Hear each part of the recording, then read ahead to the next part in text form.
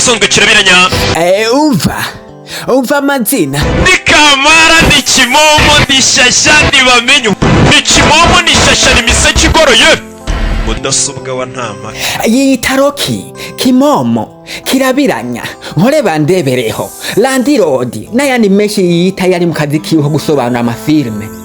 Yakuza kubitwa n'abavyeyi bamuziza kureba filme batazi ko arizo zomukiza.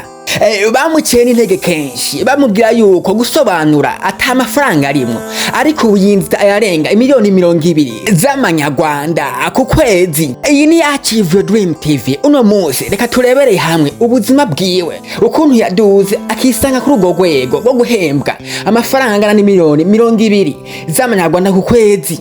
Kuri mikoro muri kumwe na True Boy. Achieve Dreams. Amazina yiwe ni Uwizeye Mark. Yavutse mu 1991, avukira ku Muhima aho ni mu mujyi wa Kigali. Se umuvyara ni Gerard Nzamurambaho, nyina nawe Imakire Batamuriza. Roki yavutse mu muryango w'abana babiri, akaba ari nawe imfura mu muryango.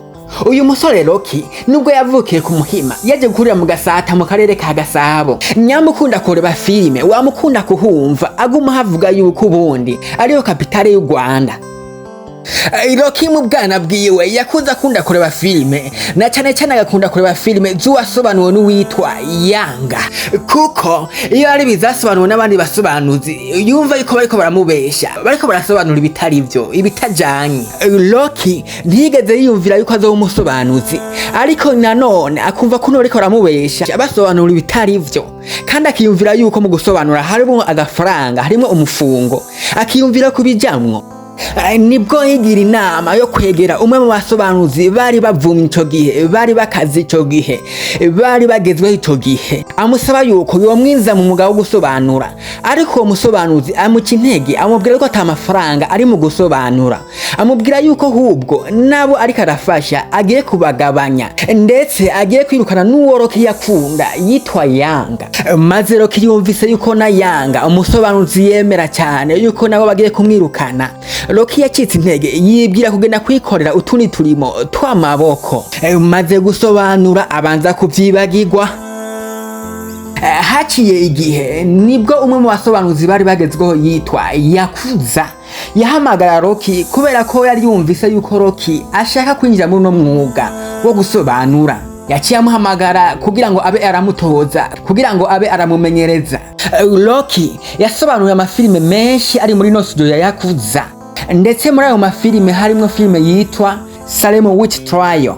Yakuza yafashe filime zose Roki yasobanuye azitora kwa bosi wiwe, ariwe wa mu bosi yari yaciye intege Roki. Izo filime zaragize zirakundwa, na cyane cyane iyo filime ya Salem Witch Trial, aho aba DJ bose baza basaba ngo ni mume ya filime ya wa musobanuzi mushasha, ariko wa mu bosi bikamutangaza kubera ko yumva yuko umengo Roki nta jwi ryiza afise.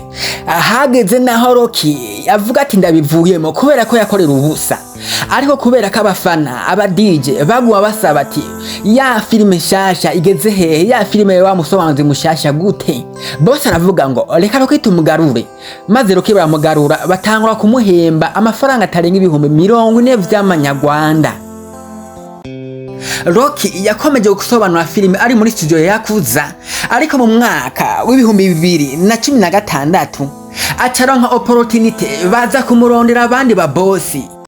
Yasinya amasezerano muri African Movie Market, rwo ruganda rukomeye cyane rudandaza filime. Aho rero sasa yasobanuye filime, yongera arasubira kandi arasobanura filime nyinshi. Uko asobanura akanoti nako kaguma kinjira ku mupfuko. Umusobanuzi Roki yarateye imbere gushika naho mu mwaka w'2018 yiyumviriye gushinga company yiwe, ikigo ciwe cha Roki Entertainment. Ikigo cyari gishinzwe gusobanura filime, gufasha abahanzi, ndetse no gukora publicity cyo bita kwamamaza. Muri iryo shame ryo gufasha abahanzi yarafashije abahanzi benshi, aho harimwo uwitwa Papa Changwe, Emerine Penzi n'abandi benshi. Ariko kandi uwo yafashije neza birakunda yari Papa Changwe, nubwo batevye baratandukana. Papa Changwe yaragiye, maze Roki asigara wenyene asobanura filime nyinshi, kandi akanoti gakomeza kwinjira. ariko mu nyuma nibwo yaza guhura n'ikibazo gikomeye, atangura guhura n'abahaka abapiratere batanga gupirata filime ziwe, akisanga zageze hanze aba DJ bazihererekana atari we yazitanze, maze Rocky ariheba cyane kubera ko yari karahura n'igihombo kidasanzwe. Umusobanuzi Rocky hamujemo igitekerezo cyo kuvuga ngo reka nkore website, maze arayikora atangura gusobanura amafilime menshi ashira kuri iyo website, maze umuntu wese ashaka kureba filime akabanza kuriha, maze Rocky akamuha access yo kugira ngo arebe filime. Umuntu wese ashaka kureba filime isobanuye ya Rocky ariha ibihumbi 7 by'amanyarwanda, maze mu marundi ukariha ibihumbi 21 by'amarundi. Umaze kuriha ayo mafaranga umara ukwezi kose ureba filime zisobanuwe na Rocky. Aha rero niho Rocky yamenye ubwenge butigeze bumenwa n'umusobanuzi wari we wese, kubera ko ubu Rocky yinjiza amamiliyoni menshi biciye ku Agasobanuye films.com. Ubu filime za Rocky zigera ku ba DJs vyibure haciye indwi 3 zose, naho nyine akaba ari Rocky azirekuye. Mu mwaka w'ibihumbi 2024 ibiharuro vyerekana yuko Rocky ashobora kuba yinjiza amafaranga angana n'imiliyoni 10 z'amanyarwanda. Ubwo kuri YouTube channel ya Rocky yari afise aba subscribers cyangwa se abantu bamukurikirana bangana n'ibihumbi 440, ariko ubu tuvugana abantu bamukurikirana kuri YouTube channel ya Rocky bari kuvye kabiri karenga. Ubu abamukurikirana bangana n'umumiliyoni n'ibihumbi 15 birenga, bisobanura yuko n'amafaranga yinjiza ubu yari kuvye place kabiri cyangwa karenga. Ubu ku kwezi bayinjiza amafaranga angana n'imiliyoni 20 z'amanyarwanda cyangwa arenga. Murumva yuko Rocky yafashe inzozi ziwe azigira impamo. Ubu tuvugana Rocky afise imodoka yiwe n'inzu yiwe kandi vyiza cyane. Reka tugeze ngaha ivyerekeye iterambere ry'uno musore Rocky kimomo kirabiranya. Ariko reka nkubaze, ese nawe byaba biguteye intege yo gukora cyane ivyo wari urimwo?